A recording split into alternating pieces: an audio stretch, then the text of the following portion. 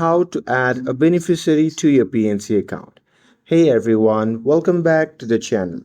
So, are you curious about naming someone to inherit your PNC account if something happens? Well, in this video, I'll walk you through how to add a beneficiary, also known as the payable on death designation, on the PNC account. So, now without further ado, let's get started. So here, adding a beneficiary doesn't give them access while you are alive.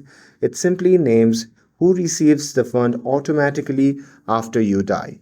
So here, PNC allows you to add up to 15 POD beneficiary on eligible checking or saving accounts, and you can add or modify them at any time.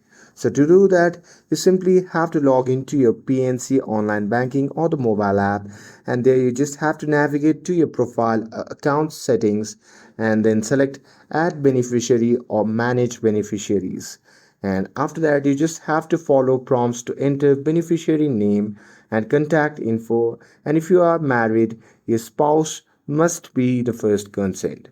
And if you prefer in person, you can directly visit the PNC branch and the team member can help you to complete the official beneficiary form. And you might need to sign it or provide the IDs. And once designated, your beneficiary will receive account funds only after your death, provided they present valid ID and a certified death certificate. And that's it.